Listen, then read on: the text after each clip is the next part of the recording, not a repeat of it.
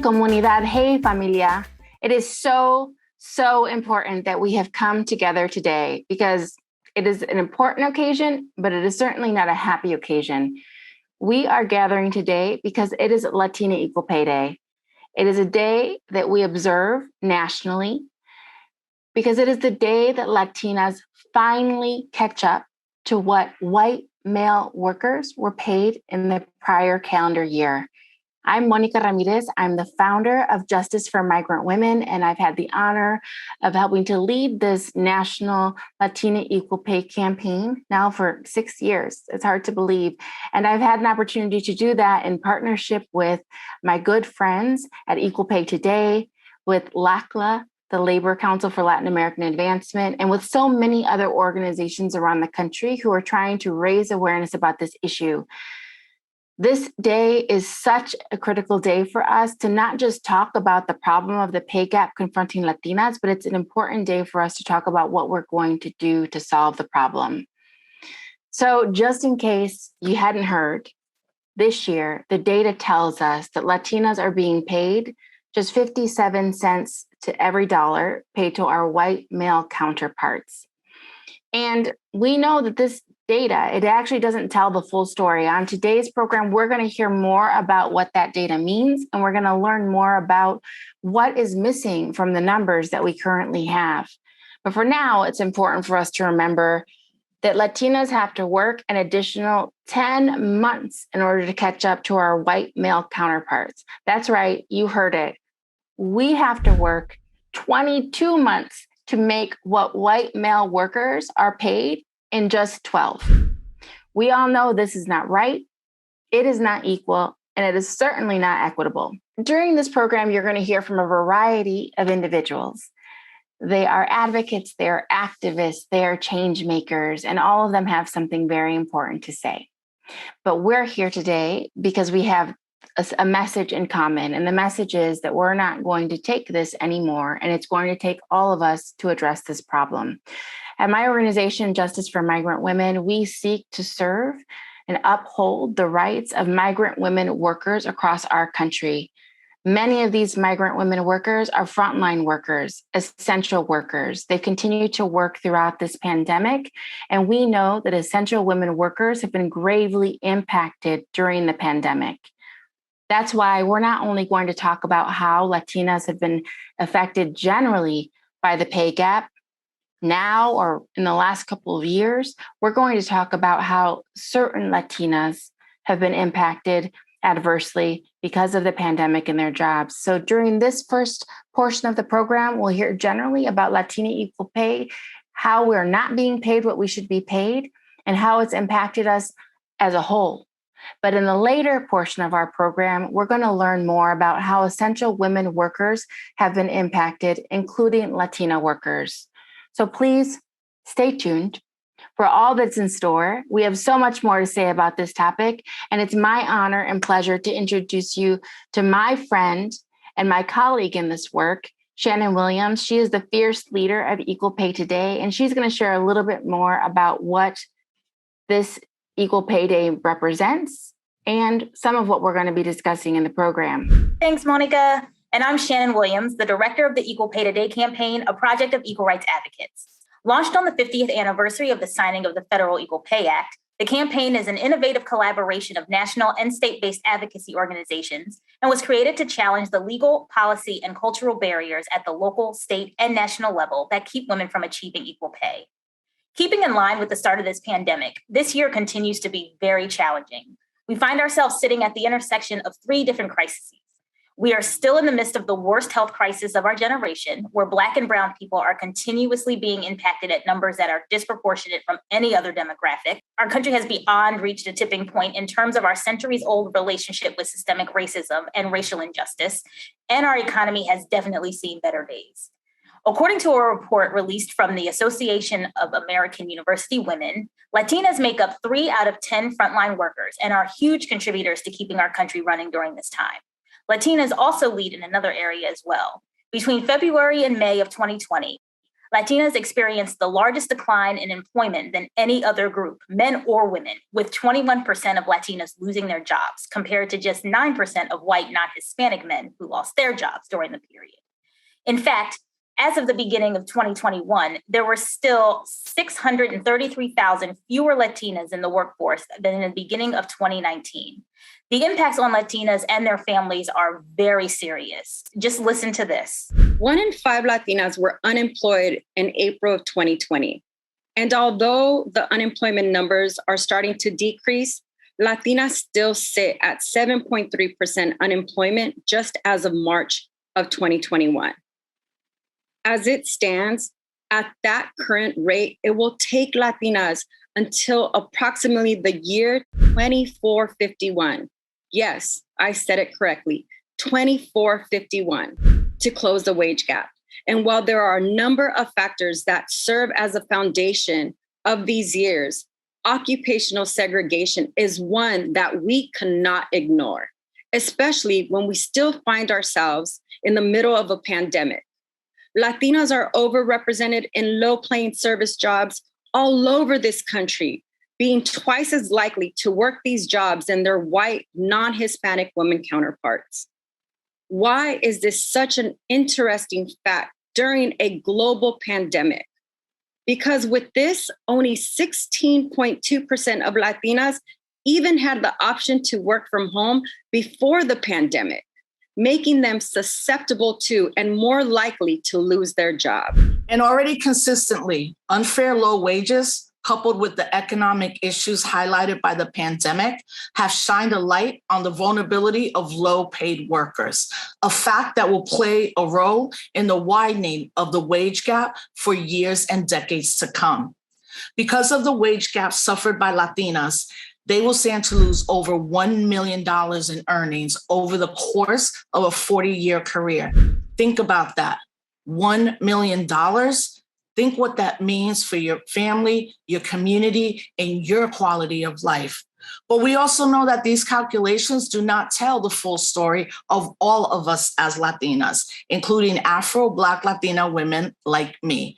For many of us, the wage is even wider, which we know is a direct consequence of gender inequity, racism, sexism, and hypercapitalism. As we know, trans Latinas continue to experience challenges while trying to access employment and discriminated against.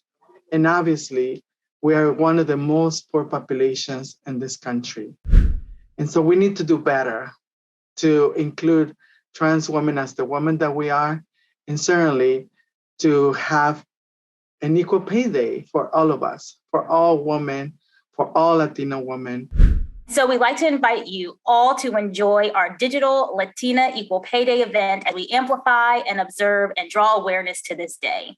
This high-energy packed event will include a host of Latinx leaders, Latinx community members, workers, civil rights leaders, advocates, students, union members, labor leaders, the business community, entertainers, and of course, you. So sit back and enjoy, and afterwards get ready to stand up and raise your voice as we observe Latina Equal Pay Day. Thank you, Monica and Shannon, for your kind introduction and for inviting me to join you as the host of this year's National Latina Equal Pay Day Virtual Summit. I am truly honored, so thank you. As an actor and an activist, I am thrilled to be your MC as we honor the power of Latinas across the country. Latinas are the center of our families, our workplaces, and our communities. It goes without saying that Latinas make innumerable contributions every single day.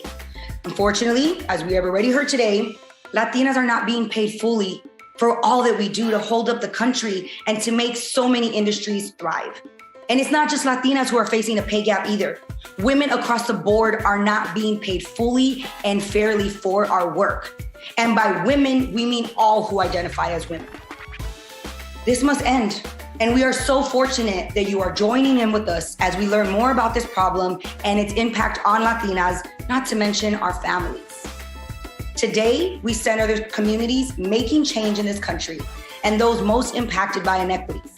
We are grateful to all of the people, the incredible individuals who have lent their voices, their time, and their insight to make today's program wonderful, powerful, informative, and engaging. So without further ado, let's get started. First up, we'll be hearing from Jessica Herrera Flanagan, who is VP in Public Policy and Philanthropy for the Americas at Twitter. Twitter is proud to help power the Latina Equal Pay Day social media campaign, and we are grateful for their support. Welcome, Jessica. On behalf of Twitter, we are proud to support this year's Latina Equal Pay Twitter Storm. We are also pleased to join the Justice for Migrant Women and the Equal Pay Today Coalition for the National Charla. We are proud to honor the work and many contributions of Latinas at Twitter and all Latina workers. I hope you enjoy the summit.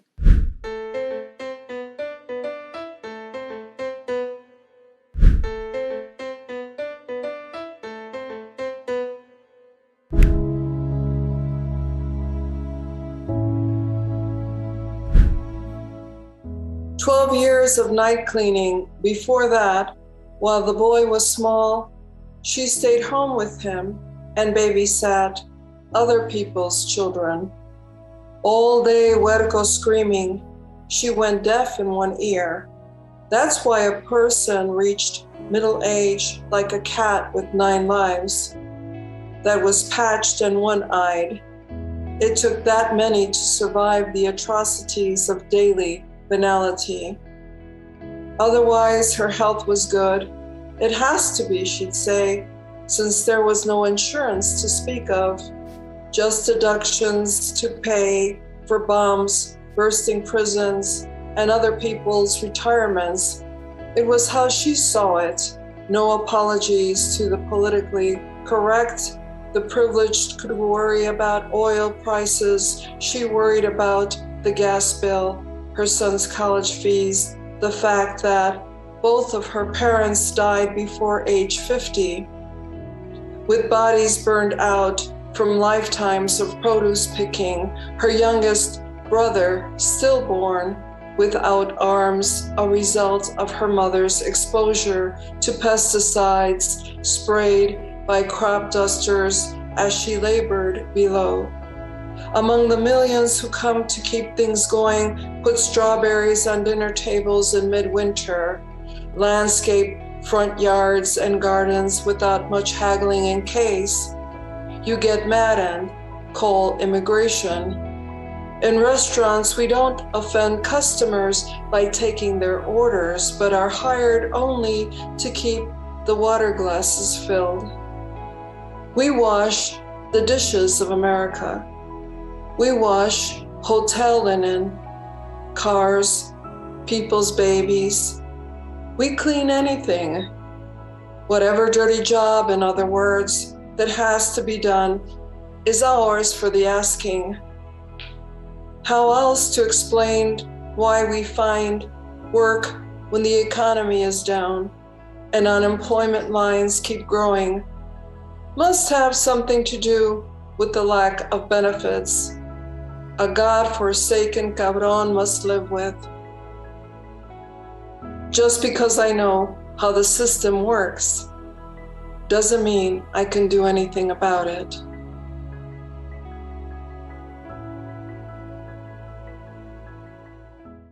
Our first Flash Talk of the afternoon is led by Veronica Segovia Bedon, Senior Advisor for Diversity, Equity, and Inclusion and Latino-Hispanic Audience Chair at AARP, who will be further discussing the Latina pay equity gap.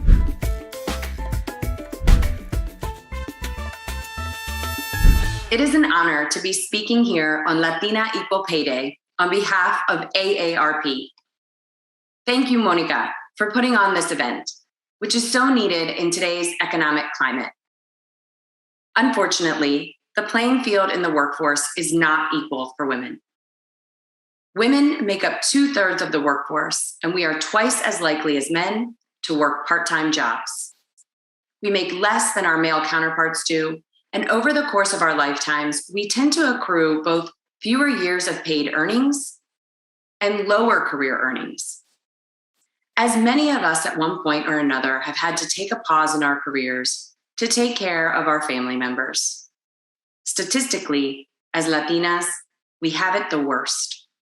We have the highest life expectancy rate at 84 years, which is great, yet we are paid just 57 cents on the dollar that a white male non-Hispanic earns. The cumulative impact of the wage gap for Latinas with bachelor degrees could mean a loss of more than $1 million over a 40-year career. We as Latinas are at higher risk of outliving our assets and living in poverty later in life than any other demographic. That is our current reality, but it does not need to be our future. Like Monica, AARP is working to ensure that we have a brighter future with more secure financial resilience so that we can have the freedom to choose how we live as we age. We are fighting to protect the Social Security benefits we've earned and pushing initiatives like our Work and Save program to help employers provide an easy pathway and access for our workers to grow their retirement savings. This should prove to be especially advantageous for Latinas. Our studies have found that out of any other demographic, Latinas earning between $75,000 and $100,000 a year have the highest participation rates in their employer retirement plans. AARP also provides free tools and resources to help you work, plan, and save for retirement. The AARP Job Board, Resume Advisor, Skill Builder for Work, and Small Business Resource Center were all designed to help those over 50 thrive in the workforce, however they choose. On AARP.org, our Work and Jobs section is full of content offering expert advice, information, and resources on a number of topics, from upskilling and reskilling to remain competitive in today's job market, to fact sheets and tips on age discrimination and salary negotiations, so you can advocate for yourself no matter what comes your way. I want to thank all of you for giving me the opportunity today, and I encourage you to explore all of the ways that AARP can help. AARP is here to help you grow your wealth and secure a financial future so that you can own it and ensure it's filled with salud, dinero, y amor. Now let's give a warm welcome to Daisy Auger Dominguez, Chief People Officer at Vice Media. Daisy will be presenting the second Flash Talk focused on how companies can make sure to build back better for their Latina employees.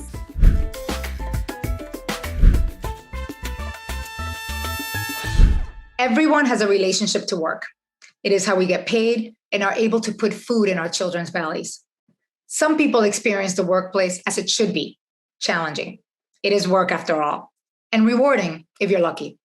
For others, the same workplace is overlaid with microaggressions, gender violence, systemic racism, outright discrimination, and the nagging feeling that you're going crazy as you try to get through each day. I've dedicated my career to making workplaces more inclusive and equitable because I know firsthand that when Latinas are given access and opportunity to thrive, communities, companies, and economies are better for it. Diversity, equity, and inclusion in the workplace is one of the most important business issues of our time. We can't talk about equity in work and not address the persistent barriers that Latinas face each and every day. Historical barriers to the economic security and professional advancement of Latinas have included language, citizenship status, and lack of access to higher education. But today's Latinx professionals, and women in particular, are better educated and prepared to advance in their careers than ever before. Yet, for over 2 decades, I have watched countless Latinas sidelined and marginalized in workplaces that routinely discount their background, ideas, and experiences. Despite being one of the fastest growing groups of women in the US labor force, Latinx women represent less than 1% of executives and less than 2% of board directors for Fortune 100 plus companies. That is according to the Hispanic Association of Corporate Responsibility's 2021 Corporate Inclusion Index. Lean In and McKinsey and Company just released the 7th edition of Women in the Workplace, the largest study on the state of women in corporate America. The results indicate that despite a growing commitment to racial equity across all industries, the experiences of women of color are not improving. Women of color face similar types and frequencies of microaggressions as they did 2 years ago, and they remain far more likely than white women to face disrespectful and othering behavior. And despite all the talk about allyship, they found that those who call themselves allies are not speaking out against discrimination or mentoring or sponsoring enough women of color, or even taking the actions necessary to advocate for them. A thing effective leaders know is that every team goes faster when the path is clear. But companies have failed to build clear paths for Latinas, who often fall outside of the boundaries of the groups who decide who gets hired or selected for career-making assignments. This social and professional exclusion stalls career advancement and holds back talented Latinas across every industry.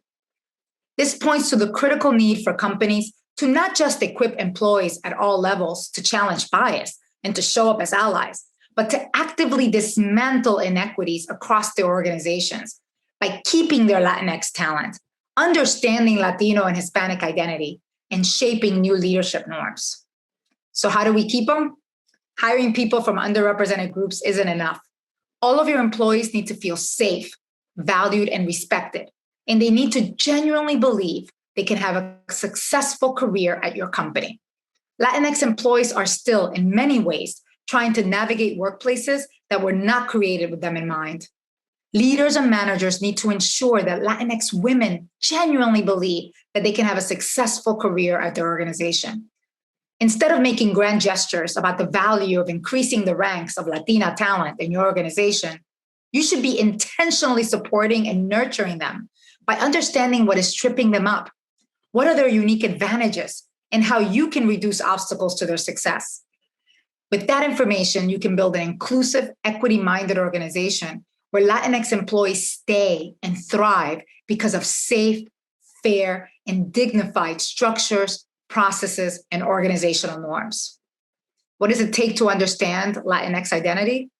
A now dated yet still relevant report by COQUAL, formerly the Center for Talent Innovation, entitled Latinos at Work, revealed that a full 43% of Latinx females felt the need to compromise their authenticity to conform to executive or leadership presence standards at their companies. I know this to be true because I've experienced it myself. Latinas consistently report having to sacrifice aspects of themselves in order to fit in, from changing their appearance, their accents, to toning down their emotions so that they can survive in workplaces. That's exhausting, not to mention a waste for companies eager to set themselves apart from their ever-competitive set. Shape new leadership norms. Leadership means being intentional in using your power and influence to remove barriers and clear the advancement path for all employees. This is not about virtue signaling or performative allyship, but rather about removing the obstacles that stand in their way. Today, I challenge you to exercise real courage in dismantling workplace barriers that limit the full inclusion and success of Latinas in your organization by focusing on keeping them in the workplace, understanding what they need to be successful, and shaping new leadership norms. Thank you. Women in general are stereotyped as the weaker sex. That's changing, and I think it's alarming a lot of people. Standing here at the water's edge, and I scream into the ocean my grief, all the emotions of my mother's mother's mother, and so on. And I wonder how their fight became mine. But we're survivors, and we'll rise up. They say we're too loud, they try to drown us out. We've just begun, it's their turn to listen. We won't stay quiet. These mujeres will riot. No me quedaré calladita. No me quedaré tranquila. I've seen what grandfathers give grandsons, their pocket watches, army knives, guns. But what women pass on each generation is advice on self-preservation.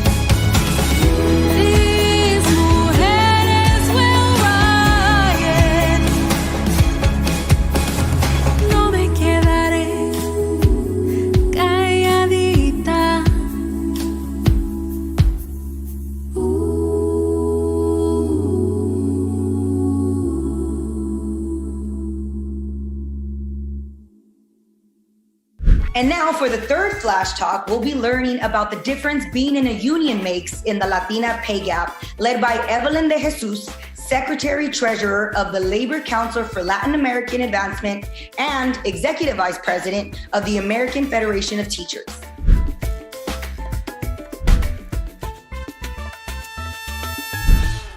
Even though we are in the year 2021, women who work full-time and year-round are still paid significantly less than men. For Latino workers, this pay gap is the worst in the country. And when we look at how much extra time a Latina would have to work to make the same as a white man, it comes out to nearly 10 months. That is why we celebrate Latino Equal Pay Day on October 21st, because that is when the average Latina would have to work until to earn the same as the average white man did in 2020 alone. One cause of the pay gap is direct discrimination, where employers simply offer a lower salary to women when they would to a man doing the same work. But there are also structural inequalities that lead to women working lower paid jobs or having more difficult being promoted. By far, the most visible structural inequality has to do with women's role in the care work in the home. This can include childcare as well as housework and caring for elderly or dependent relatives. Women in general, but especially Latina women, often do most of this work, which can affect their performance at work. Mothers especially face a disadvantage when it comes to the pay gap because many are not given enough paid maternity leave and many are discriminated against when re-entering the workforce. In order to close the pay gap, we need to make sure that women are paid equally for equal work, that their roles as caretakers are balanced with other members of the family, and that maternity leave and women's health are appropriately covered in employer contracts and benefits. As you know, unions have one of the most important roles in closing the pay gap because they are the primary means by which workers can come together to level the playing field between themselves and their employers. And since Latino workers are found disproportionately in low-wage jobs with few benefits, unions also help Latinas close the pay gap by allowing them to negotiate the higher wages they deserve. That is why union women earn 22.6% more than non-union women on average, which makes for an extra $195 per week for union Latinas. This number is even higher at 38% higher earnings compared to non-union Latinas. And this is true in every sector of the economy. We do know that union women as a group earn 87.3 cents on the dollar compared to union men, while non-union women make 82 cents on the dollar compared to non-union men, which makes for a significantly smaller pay gap for union women. Since union membership helps close the pay gap for both Latinos and women as groups, it is especially beneficial for Latina workers who fall into both of these categories.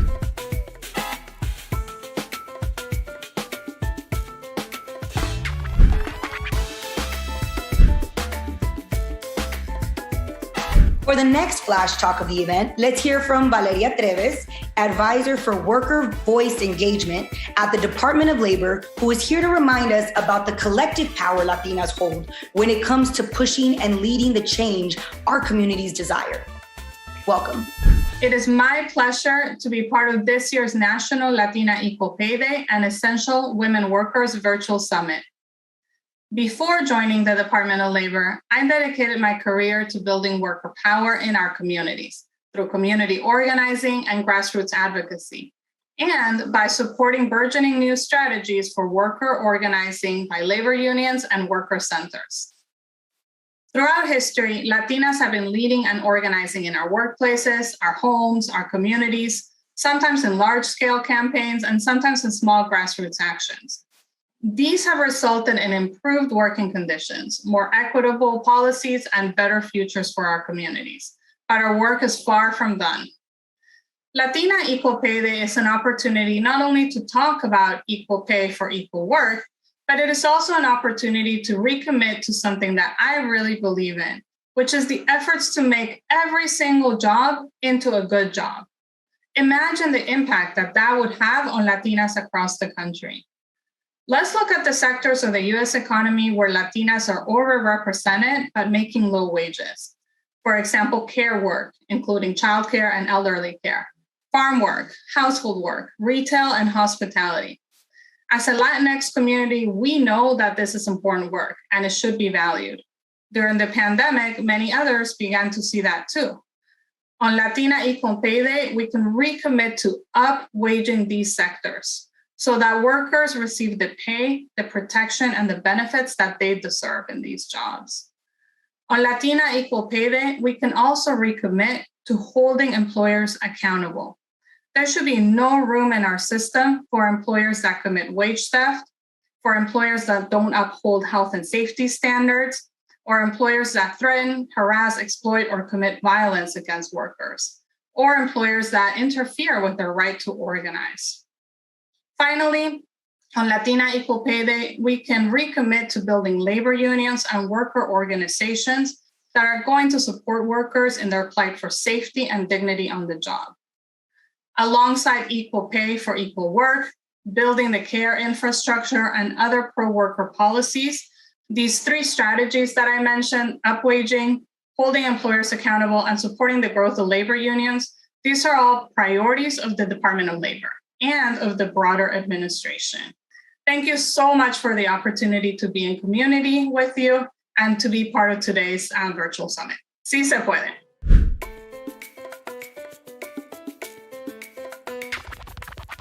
Half a century after the passage of the landmark Civil Rights Act of 1964, economic inequality in the United States continues to be inextricably linked to both race and gender.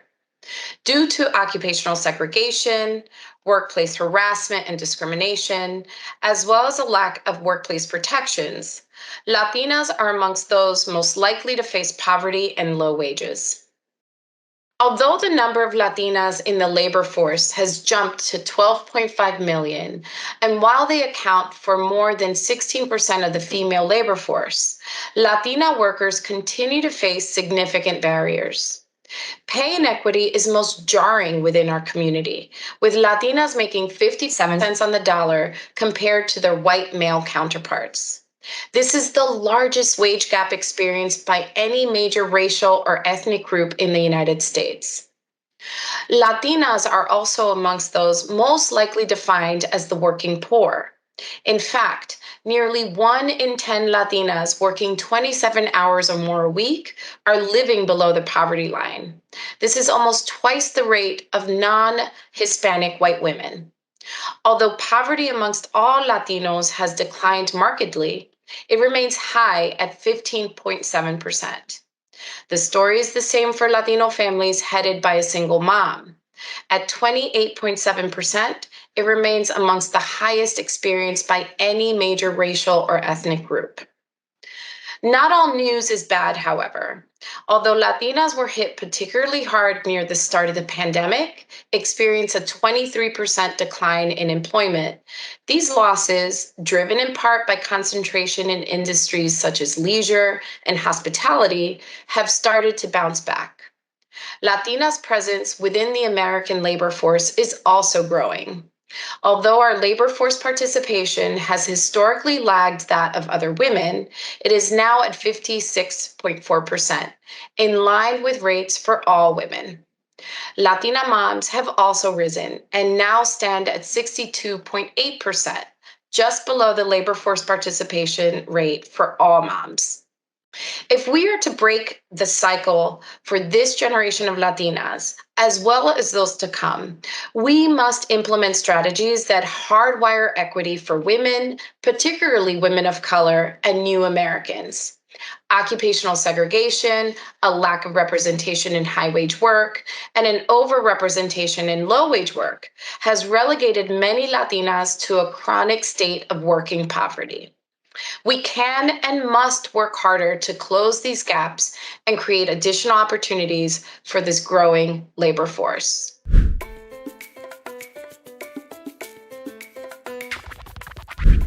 Too many people don't believe paycheck inequality exists in 2021. That is something women faced in the 50s, 60s, or 70s, but not now. I'm here to tell you, sadly, that is wrong. Only a few years ago, I found out I had been a victim of gender pay discrimination. My male coworker with the same job title and duties was paid $6,000 more per year than I was. When you have multiple school loans, a car loan, and you live far away from family while earning less than $35,000 per year, that additional $6,000 really could have gone a long way. My male coworker had signed his contract fresh out of college. When I signed mine, I had 2 bachelor's degrees and a master's degree and a couple years of work experience under my belt. I'm also bilingual, which was a huge asset on the job. He was not. I found out about the pay difference not because my bosses owned up to it and tried to rectify it, but because a former coworker had begun her own investigation into the wage discrimination she too had suffered. When I learned about the discrimination I was facing and vaguely mentioned it on social media without naming any names, this former male colleague messaged the woman who originally told me about the pay gap and threatened to, quote, ruin our careers.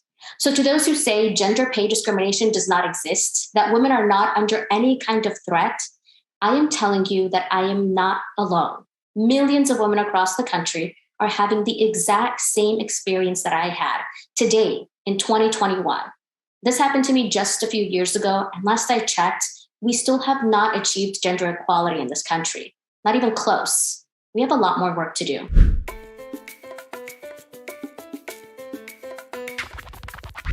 For nearly 2 years, healthcare workers, including Latina nurses, have cared for people across our nation and around the world as we have all coped with the COVID-19 pandemic. They have rendered care with love to millions of people as they do in their daily work, but under much more difficult conditions. We are grateful for these nurses and for all healthcare professionals who have played such a critical role caring for us during this difficult time. As one of the co-founders of the Latinx House and Poderistas, I am proud to celebrate them and their contributions. As we lift them up, let's also make sure that we are pushing to ensure that they are being paid equally for their work and that they are being provided all of the support that they need. Poderistas is proud to contribute to this discussion as a proud Latina Equal Pay campaign partner, and we are very grateful for Procter & Gamble's help to make this possible, not to mention all that P&G does to champion Latinas across our country.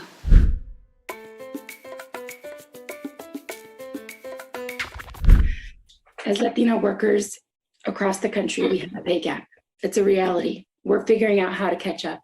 And that reality also, unfortunately, extends to the healthcare profession. I'll share some data with you here. It said that Latina nurses are paid 30% less than their non-Hispanic counterparts. And as we think about how we're going to address this pay gap and how we're going to attract Latinas to help take on some of these positions to fill the gap where we have a real crisis in our country of not having enough people to take these nursing jobs.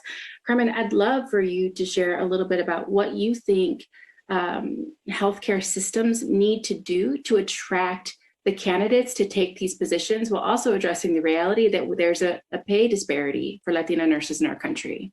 Yeah, for sure. I mean, honestly, and obviously, this pay gap needs to be addressed, and I think webinars like these and the National Association of Hispanic Nurses and Hispanic Star and all these other organizations are bringing it to light. And I think, when you become a nurse, when you become a Latinx, Hispanic nurse, go to these organizations and speak about pay, and do your research, right? Like, be like, well, you know what? I see that your entry level pay, speak to someone from HR, because I know for me, and going back to kind of like how can you get into this, right? Because a lot of our people do come from impoverished neighborhoods and circumstances, and it's like you don't see yourself in that, right? right? Because growing up, I didn't think I could be a nurse. I was like, oh my God, that's so fancy, right? I grew up in New York City, and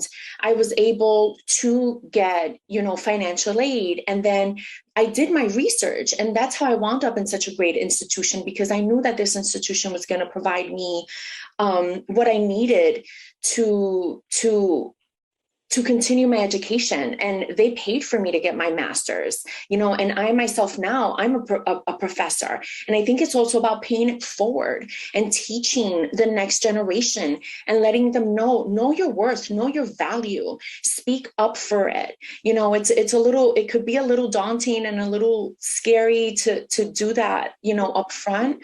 You can, attach yourself to a mentor who can help guide you and make sure that you're not you're not in those shortcomings of the pay gap. Yeah, thank you. Knowing our worth, we've got to know our worth. We have to feel strong enough to ask for people to pay us what we deserve, and we need to say that over and over again and not be shy about it. It's hard. We've got to say that to each other over and over again.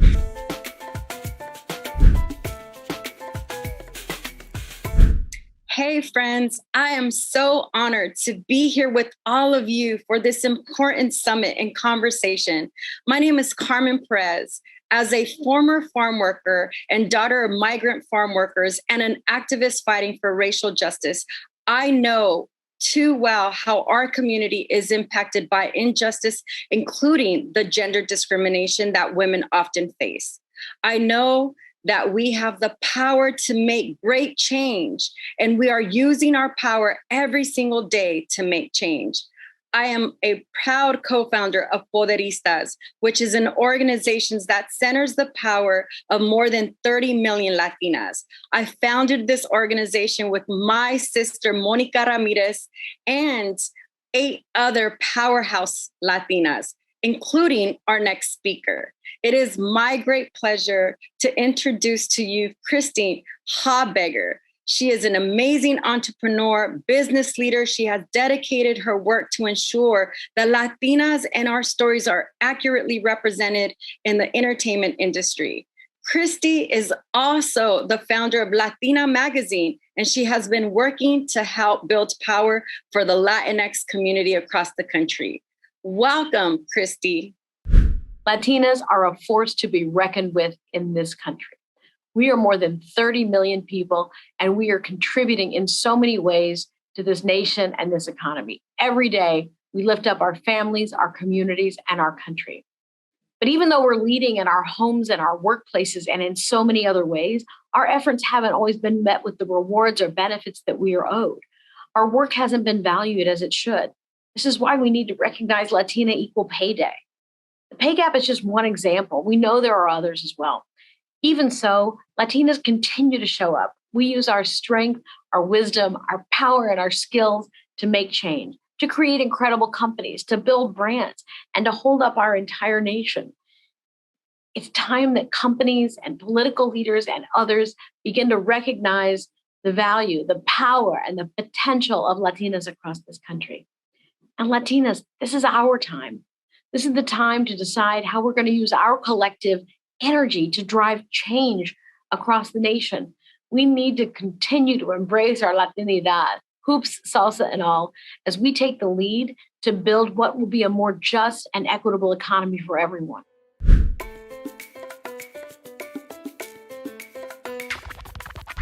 Hi, everyone. On this Latina Equal Pay Day of Action, let's work to uplift one another and make sure that we build an economy that works for everyone.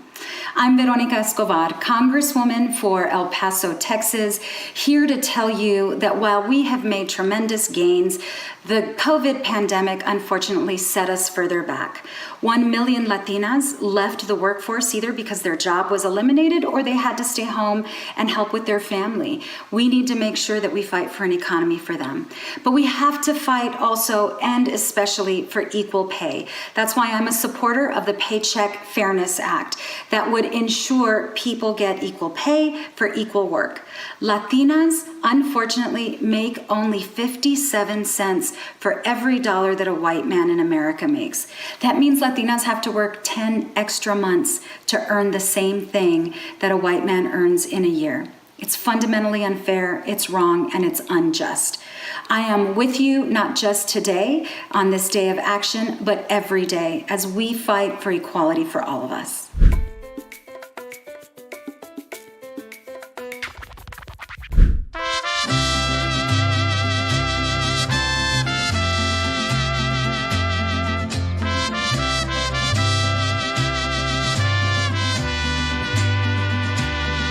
Camina por la noche con el alma feroz, una leona poderosa busca su luz.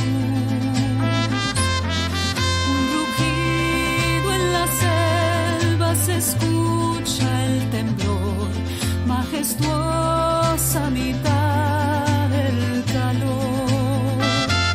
Juntas seguimos su caminar y nuestros sueños alcanzar. No nos vamos a dejar, ya es tiempo de pelear. Yo soy la leona, lucho por mi gente, igualdad. Mi corazón y mi mente son lo más fuerte, voy a triunfar.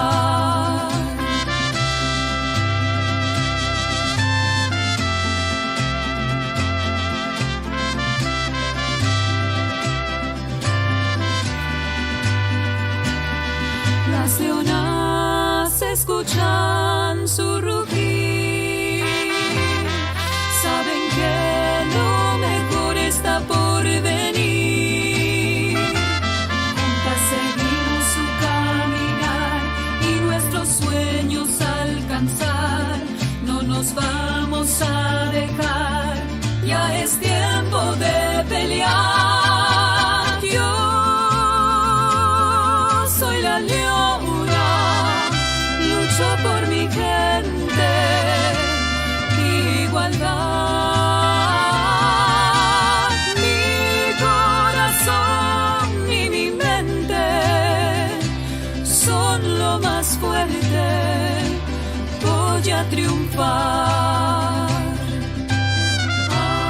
Si nos unimos como leonas, podemos llegar hasta lo más alto. Voy a triunfar.